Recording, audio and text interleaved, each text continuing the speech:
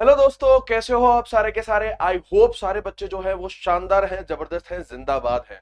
तो दोस्तों, आज हम जिस बात के ऊपर चर्चा करने वाले हैं वो ये है कि हिंदी मीडियम के बालक जो है वो अपना अंग्रेजी का डर कैसे दूर करें और कैसे इस सेक्शन को, जिसे वो अपना कमजोर सेक्शन मानते हैं, उसके ऊपर वो विजय प्राप्त करें।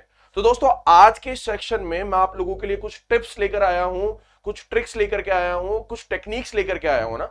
ये जो है वो टिप्स बहुत इंपॉर्टेंट है, स्पेसिफिकली उन बच्चों के लिए जो हिंदी मीडियम से होते हैं, हिंदी माध्यम से होते हैं, और जो ये महसूस करते हैं कि इंग्लिश वाला सेक्शन कमजोर है और उसके ऊपर कैसे कमांड की जाए।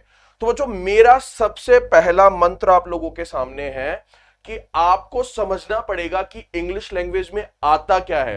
मतलब एसएससी के एग्जाम्स में इंग्लिश लैंग्वेज के सेक्शन में असल में आता क्या है। तो जो लैंग्वेज का पार्ट है दोस्तों, अगर हम उसको उसके बारे में सोचे, देखो इंग्लिश जो है वो सब्जेक्ट से ज्यादा एक लैंग्वेज है, राइट। अब बहुत सारे लोग जो है वो इसको सब्जेक्ट मानते हैं, मेरा मानना है कि एक लैंग्वेज, और लैंग्वेज पे कमांड करने के लिए बहुत सारी चीजें जो है वो आपको करनी होती है। दूसरी इंपॉर्टेंट बात कि आपको यह भी देखना पड़ेगा कि एसएससी जैसे कॉम्पिटिटिव एग्जाम में लैंग्वेज के क्वेश्चन किस तरीके से पूछे जाते हैं। तो जो क्वेश्चन है वो तीन टाइप्स में डिवाइडेड है।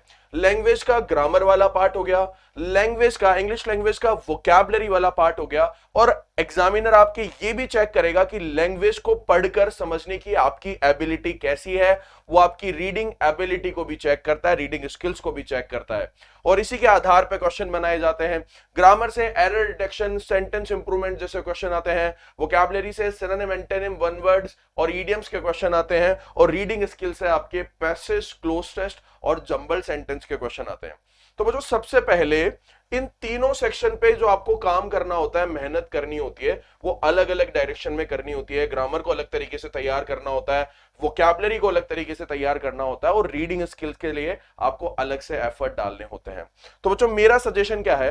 पहला सजेशन यह है कि सबसे पहले आपको अपनी मेहनत के ऊपर विश्वास करना पड़ेगा। ये जो विश्वास है कि मुझे अंग्रेजी नहीं आती, इसको दिमाग से निकालना होगा, और ये विश्वास लाना होगा कि अगर मेहनत की जाए, hard work is the key to success. अगर मैं मेहनत करूंगा और इस विषय पे तरीके से कार्य करूंगा तो मैं निश्चित रूप से इसके ऊपर कमांड कर लूंगा। तो अपनी मेहनत पे भरोसा रखें और लैंग्वेज पे कमांड करने के लिए एफर्ट्स डालना शुरू कर दें। पहली इंपॉर्टेंट बात। दूसरी इंपॉर्टेंट बात बच्चों की, आपको अपनी रीडिंग स्किल्स को सुधारने के लिए शुरुआत करनी है एनसीईआरटी की किताबों से। तो 6 से लेकर 12 तक की इंग्लिश लैंग्वेज की किताबें ऑनलाइन फ्री में अवेलेबल है। इनको आप रीड करें, बहुत इजी लैंग्वेज होती है। इनको रीड करने से आपकी रीडिंग एबिलिटी में थोड़ा सुधार होगा, फिर उसके बाद में आप धीरे धीरे अपना लेवल बढ़ा सकते हैं। देखो, मेरी बात ध्यान से सुनो, लैंग्वेज का आपको वैसा हिस्सा पढ़ना है जो पढ़ने में आसान हो, समझने में आसान हो। उसके बाद में आपको डिफिकल्ट लैंग्वेज की तरफ बढ़ना है तो नॉवेल्स होते हैं, न्यूज़पेपर्स होते हैं, इनकी लैंग्वेज बहुत डिफिकल्ट होती है।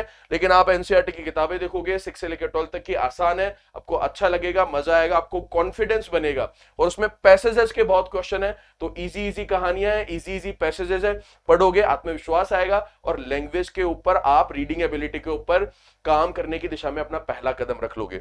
तीसरा बच्चों, मेरा सजेशन है कि आपको ग्रामर के बेसिक्स क्लियर होने चाहिए।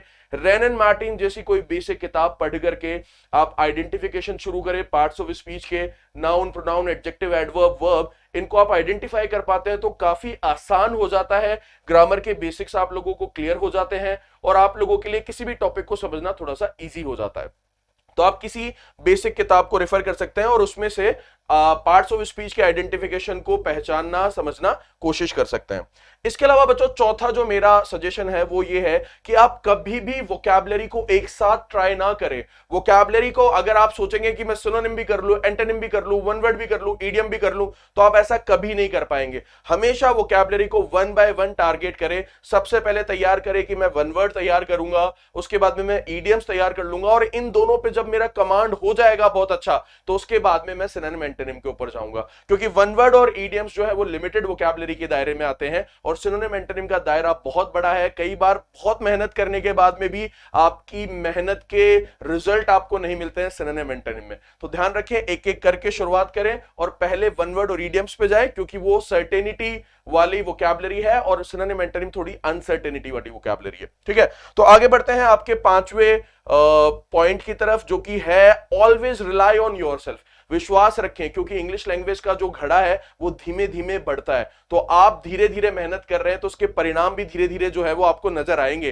तो आपको विश्वास रखना है और लगातार कंटिन्यूस आपको मेहनत करती रहनी है। कई बार बच्चे क्या होते हैं, बीच में फ्रस्ट्रेट हो जाते हैं और उनको बहुत जल्दी जो है वो आपके रिजल्ट चाहिए होते हैं। तो लैंग्वेज में थोड़ा टाइम लगता है, अपने ऊपर विश्वास बनाए रखें, मेहनत को जारी रखें, आपको परिणाम निश्चित रूप से मिलेंगे दोस्तों।